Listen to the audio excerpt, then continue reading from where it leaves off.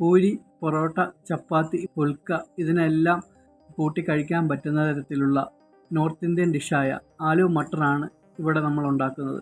ഇതിനായി ഒരു കുക്കറിൽ കുതിർത്തി വെച്ച ഗ്രീൻ പീസ്, ഉപ്പ്, മഞ്ഞൾപ്പൊടി, അല്പം ഉള്ളി, 3 വലിയ ഉരുളക്കിഴങ്ങ് ഇതിൽ മുങ്ങിക്കിടക്കുന്ന രീതിയിലുള്ള വെള്ളം ഒഴിച്ച് കുക്കർ അടച്ചു വെച്ച് 3 വിസിൽ വരുന്നത് വരെ വേവിക്കുക.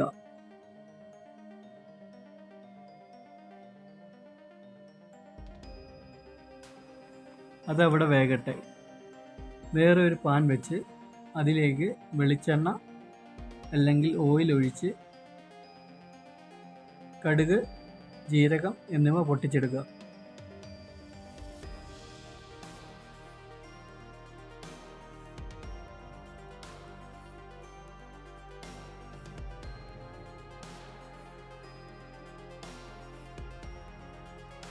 അതിലേക്ക് ഇഞ്ചി, വെളുത്തുള്ളി എന്നിവ ചെറുതായി അരിഞ്ഞ് ഇട്ട് വഴറ്റുക.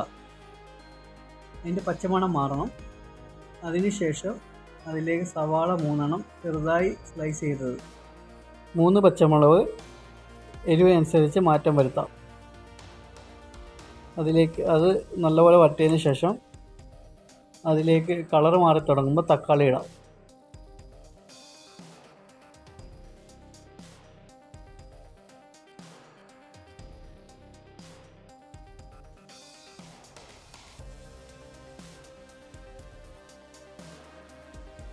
എന്നിവ ചേർക്കുക. ഇവ നല്ലപോലെ വാടിയതിന് ശേഷം മല്ലിപ്പൊടി 2 സ്പൂണ്, കറി മസാല 1/2 സ്പൂണ്, മുളക് പൊടി 1/2 സ്പൂണ്, കുരുമുളക് പൊടി 1/2 സ്പൂണ്, മഞ്ഞൾപ്പൊടി 1/2 സ്പൂണ്, ഗരം മസാല 1/2 സ്പൂണ്.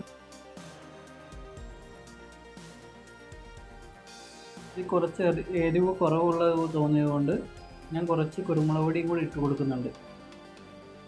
പച്ചമണം മാറിയതിന് ശേഷം ആവശ്യത്തിന് ഉപ്പും വെള്ളവും ചേർത്ത് കൊടുക്കുക.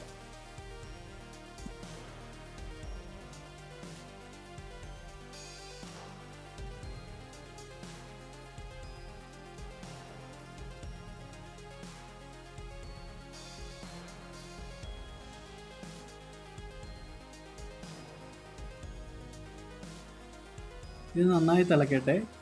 നമുക്ക് കുക്കറിൽ വെച്ച് സാധനങ്ങൾ എന്തായെന്ന് നോക്കാം. കുക്കറിൽ വെച്ചത് നന്നായി വെന്ത് വന്നിട്ടുണ്ട്. അത് എടുത്ത് ഇതിലേക്ക് ചേർത്ത് കൊടുക്കാം.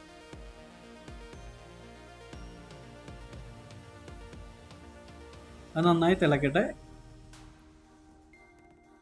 ഇന്ത്യൻസ് ഇത് സാധാരണ പുൽക്ക, ചപ്പാത്തി, പൊറോട്ട എന്നിവയുടെ കൂടെയാണ് കഴിക്കൽ. നമുക്കിവിടെ എന്തിൻ്റെ കൂടെ വേണമെങ്കിലും നമുക്ക് കഴിക്കാം. റൈസ് ബസ്മതി റൈസ് ആണെങ്കിൽ ഇതിൻ്റെ കൂട്ടി കഴിക്കാൻ നല്ല ടേസ്റ്റാണ്. ഇവിടെ പൂരിയുടെ കൂടെയാണ് കഴിക്കുന്നത്. കറി നന്നായി തിളച്ച് വന്നിട്ടുണ്ട്.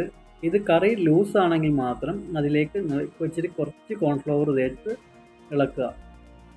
അപ്പോൾ കുറച്ച് കട്ടിയാവും. നല്ല തിക്കായി വരുമ്പോൾ അതിലേക്ക് കസ്തൂരി മേത്തി ഇലയിട്ട് ചേർത്ത് കൊടുക്കുക. മല്ലിയിലയും ചേർത്ത് കൊടുക്കാവുന്നതാണ്. ചാനൽ സബ്സ്ക്രൈബ് ചെയ്യുക, ലൈക്ക് ചെയ്യുക, ഷെയർ ചെയ്യുക.